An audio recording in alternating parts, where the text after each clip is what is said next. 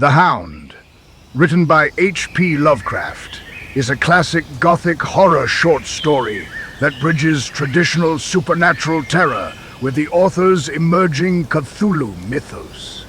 The story explores the devastating consequences of extreme morbid obsession and the desecration of the dead, using heavily atmospheric, decadent prose to chronicle two wealthy grave robbers' descent into sheer madness. First published in 1924, it has endured for its suffocating atmosphere of dread and its historical significance in horror literature as the very first story to mention Lovecraft's legendary forbidden grimoire, the Necronomicon. This audiobook is presented as part of Project Mimesa, and now, let's begin. The Hound by H.P Lovecraft. In my tortured ears there sounds unceasingly a nightmare whirring and flapping, and a faint, distant baying as of some gigantic hound. It is not dream. It is not. I fear, even madness, for too much has already happened to give me these merciful doubts. St. John is a mangled corpse. I alone know why, and such is my knowledge that I am about to blow out my brains, for fear I shall be mangled in the same way. Down unlit and illimitable corridors of eldritch fantasy sweeps the black, shapeless nemesis that drives me to self-annihilation. May heaven forgive the folly and morbidity which led us both to so monstrous a fate. Wearied with the commonplaces of a prosaic world, where even the joys of romance and adventure soon grow stale. Stand. John and I had followed enthusiastically every aesthetic and intellectual movement which promised respite from our devastating ennui. The enigmas of the symbolists and the ecstasies of the pre-Raphaelites, all were ours in their time. But each new mood was drained too soon of its diverting novelty and appeal.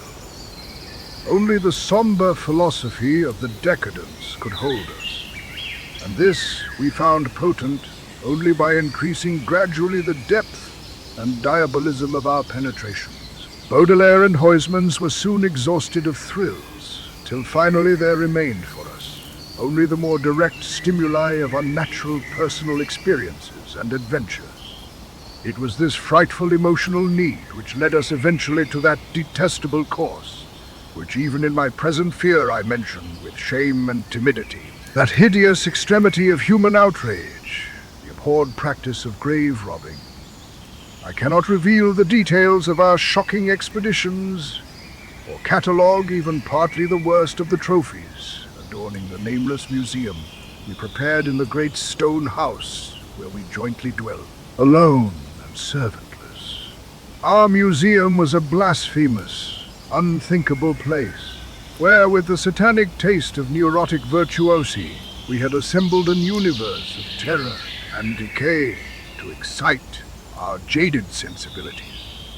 It was a secret room, far, far underground, where huge winged daemons carven of basalt and onyx vomited from wide grinning mouths, weird green and orange light, and hidden pneumatic pipes ruffled into kaleidoscopic dances of death, the lines of red charnel themes, hand in hand woven in voluminous black hanging.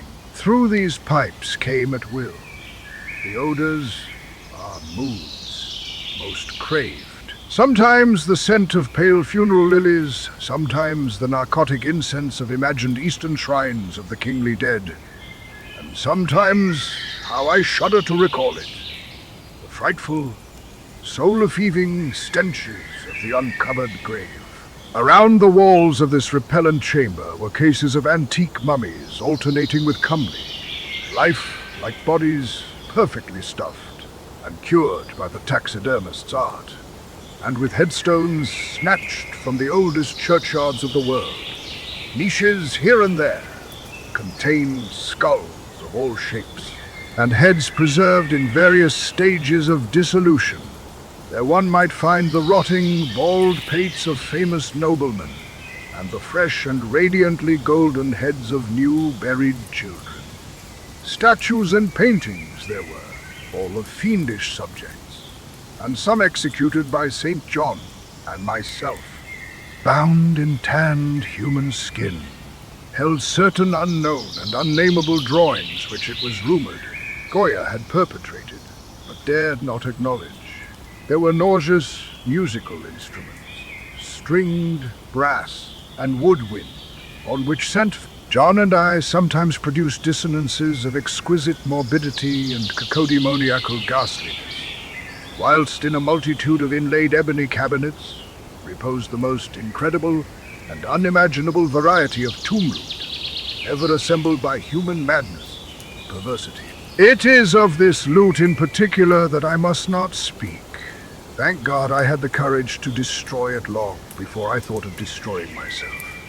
The predatory excursions on which we collected our unmentionable treasures were always artistically memorable events. We were no vulgar ghouls, but worked only under certain conditions of mood. Landscape, environment, weather, season, and moonlight. These pastimes were to us the most exquisite form of aesthetic expression, and we gave their details a fastidious technical care.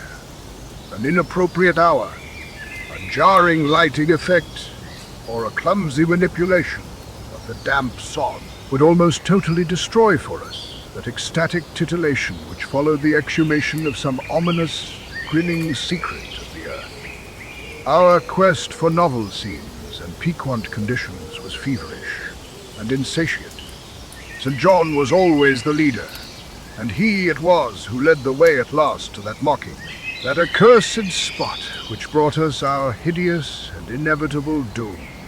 By what malign fatality were we lured to that terrible Holland churchyard? I think it was the dark rumor and legendary, the tales of one buried for 5 centuries, who had himself been a ghoul in his time, and had stolen a potent thing from a mighty sepulchre. I can recall the scene in these final moments, the pale autumnal moon over the graves, casting long, horrible shadows, the grotesque trees drooping sullenly to meet the neglected grass and the crumbling slabs, the vast legions of strangely colossal bats that flew against the moon, the antique, ivied church pointing a huge spectral finger at the livid sky. The phosphorescent insects that danced like death fires under the yews in a distant corner, the odors of mold, vegetation, and less explicable things that mingled feebly with the night wind from over far swamps and seas, and worst of all, faint, toned baying of some gigantic hound which we could neither see nor definitely place. As we heard this suggestion of baying, we shuddered, remembering the tales of the peasantry, for he whom we sought had centuries before been found in this selfsame spot, torn and mangled by the claws and teeth of some unspeakable beast. I remembered how we delved in this ghoul's grave with our spades, and how we thrilled at the picture of ourselves. The grave, the pale, watching moon, the horrible shadows, the grotesque trees, the titanic bats, the antique church, the dancing death fires, the sickening odors, the gently moaning night wind, and the strange, half-heard, directionless baying, of whose objective existence we could scarcely be sure. Then we struck a substance harder than the damp mold, and beheld a rotting oblong box crusted with mineral deposits from the long undisturbed ground. It was incredibly tough and thick, but so old that we finally pried it open and feasted our eyes on what it held. Much, amazingly, much was left of the object despite the lapse of 500 years. The skeleton, though crushed in places by the jaws of the thing that had killed it, held together with surprising firmness, and we gloated over the clean white skull and its long firm teeth, and its eyeless sockets that once had glowed with a charnel fever like our own. In the coffin lay an amulet of curious and exotic design, which had apparently been worn around the sleeper's neck. It was the oddly conventionalized figure of a crouching winged hound, sphinx with a semi-canine face, and was exquisitely carved in antique oriental fashion from a small piece of green jade. The expression on its features was repellent in the extreme, savoring at once of death, bestiality, and malevolence. Around the base was an inscription in characters which neither St. John nor I could identify, and on the bottom, like a maker's seal, was graven a grotesque and formidable skull. Immediately upon beholding this amulet, we knew that we must possess it, that this treasure alone was our logical pelf from the centuried grave. Even had its outlines been unfamiliar, we would have desired it. But as we looked more closely, we saw that it was not wholly unfamiliar. Alien it indeed was to all art and literature, which sane and balanced readers know. But we recognized it as the thing hinted of in the forbidden Necronomicon of the mad Abdul al-Hazred, the ghastly soul symbol of the corpse, eating cult of inaccessible length in Central Asia. All too well did we trace the sinister lineaments described by the old Arab demonologist, lineaments, he wrote, drawn from some obscure supernatural manifestation of the souls of those who vexed and gnawed at the dead. Seizing the green jade object, we gave a last glance at the bleached and cavern-eyed face of its owner and closed up the grave as we found it. As we hastened from that abhorrent spot, the stolen amulet in St. John's pocket, we thought we saw the bats descend in a body to the earth we had so lately rifled, as if seeking for some curse and unholy nourishment. But the autumn moon shone weak and pale, and we could not be sure. So, too, as we sailed the next day away from Holland to our home, we thought we heard the faint, distant baying of some gigantic hound in the background. But the autumn wind moaned sad and wan, and we could not be sure. Less than a week after our return to England, strange things began to happen. We lived as recluses, devoid of friends, alone, and without servants in a few rooms of an ancient manor house on a bleak and unfrequented moor, so that our doors were seldom disturbed by the knock of the visitor. Now, however, we were troubled by what seemed to be frequent fumblings in the night, not only around the doors but around the windows also, upper as well as lower.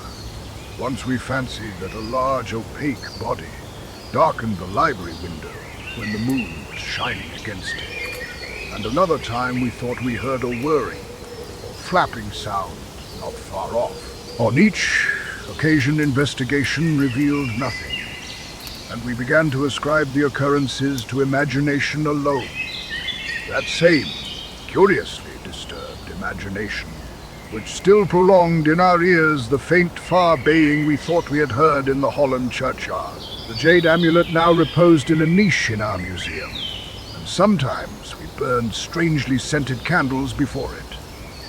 We read much in al-Hazred's Necronomicon about its properties, and about the relation of ghouls' souls to the objects it symbolized, and were disturbed by what we read.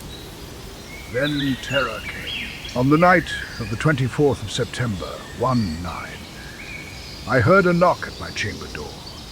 Fancying it St. John's, I bade the knocker enter, but was answered only by a shrill laugh.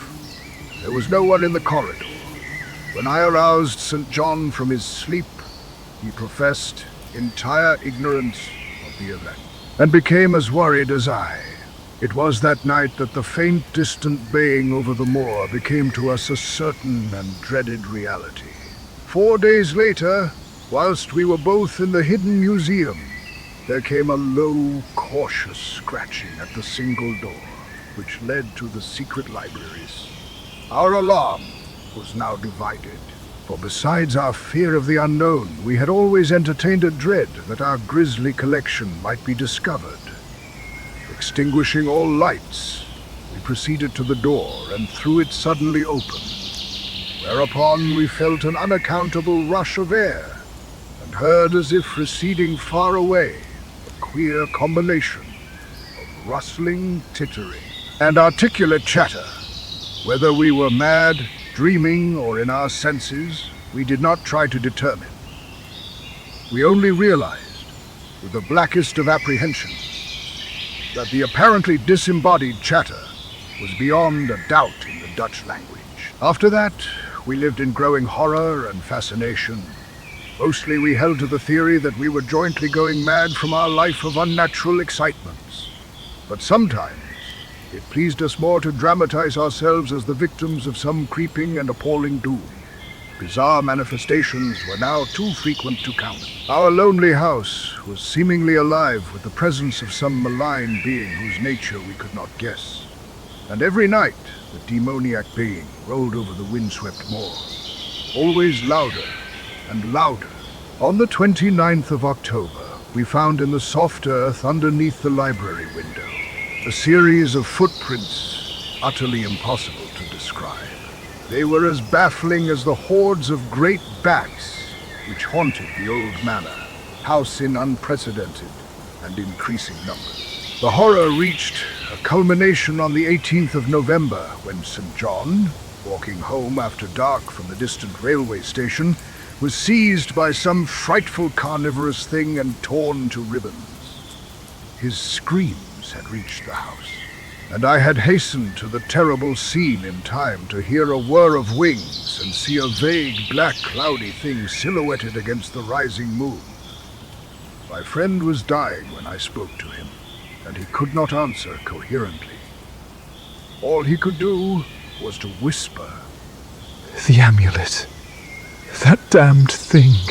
Then he collapsed, an inert mass of mangled flesh. I buried him the next midnight in one of our neglected gardens, and mumbled over his body one of the devilish rituals he had loved in life. And as I pronounced the last demoniac sentence, I heard afar on the moor the faint baying of some gigantic hound. The moon was up, but I dared not look at it. And when I saw on the dim-lit moor a wide nebulous shadow sweeping from mound, I shut my eyes and threw myself face down upon the ground.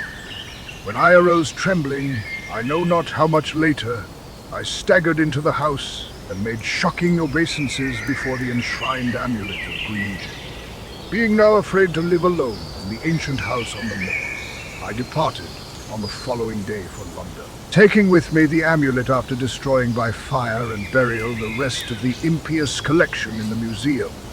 But after 3 nights, I heard the baying again, and before a week was over, felt strange eyes upon me whenever it was dark. One evening, when I strolled on Victoria Embankment, the sun needed air, I saw a black shape obscure one of the reflections of the lamps in the water. A wind stronger than the night wind rushed by, and I knew that what had befallen St. John must soon befall me. The next day, I carefully wrapped the green jade amulet and sailed for Holland. What mercy I might gain by returning the thing to its silent, sleeping owner, I knew not, but I felt that I must at least try any step conceivably logical. What the hound was, and why it pursued me, were questions still vague, but I had first heard the baying in that ancient churchyard, and every subsequent event, including St. John's dying whisper, had served to connect the curse with the stealing of the amulet. Accordingly, I sank into the nethermost abysses of despair when, at an inn in Rotterdam, I discovered that thieves had despoiled me of this sole means of salvation. The baying was loud that evening, and in the morning I read of a nameless deed in the vilest quarter of the city. The rabble were in terror, for upon an evil tenement had fallen a red death beyond the foulest previous crime of the neighborhood. In a squalid thieves' den, an entire family had been torn to shreds by an unknown thing which left no trace, and those around had heard all night above the usual clamor of drunken voices, a faint, deep, insistent note as of a gigantic hound. So at last I stood again in that unwholesome churchyard where a pale winter moon cast hideous shadows, and leafless trees drooped sullenly to meet the withered, frosty grass and cracking slabs, and the ivied church pointed a jeering finger at the unfriendly sky, and the night wind howled maniacally from over frozen swamps and frigid seas. The baying was very faint now, and it ceased altogether as I approached the ancient grave I had once violated. and frightened away an abnormally large horde of bats which had been hovering curiously around it. I know not why I went thither unless to pray or gibber out insane pleas and apologies to the calm white thing that lay within. But, whatever my reason, I attacked the half-frozen sod with a desperation, partly mine and partly that of a dominating will outside myself. Excavation was much easier than I expected, though at one point I encountered a queer interruption when a lean vulture darted down out of the cold sky and pecked frantically at the grave earth, until I killed him with a blow of my spade. Finally, I reached the rotting oblong box and removed the damp nitrous cover. This is the last rational act I ever performed, for crouched within that centuried coffin, embraced by a close-packed nightmare retinue of huge, sinewy, sleeping bats, was the bony thing my friend and I had robbed, not clean and placid as we had seen it then, but covered with caked blood and shreds of alien flesh and hair, and leering sentiently at me with phosphorescent sockets and sharp ensanguined fangs yawning twistedly in mockery of my inevitable doom. And when it gave from those grinning jaws a deep, sardonic bay as of some gigantic hound, and I saw that it held in its gory, filthy claw the lost and fateful amulet of green jade, I merely screamed and ran away idiotically, my screams soon dissolving into peals of hysterical laughter. Madness rides the star. Wind. Claws and teeth sharpened on centuries of corpses. Dripping death astride a bacchanal of bats from night-black ruins of buried temples of Belial. Now, as the baying of that dead, fleshless monstrosity grows louder and louder, and the stealthy whirring and flapping of those accursed web wings circles closer and closer, I shall seek with my revolver the oblivion which is my only refuge from the unnamed and unnameable.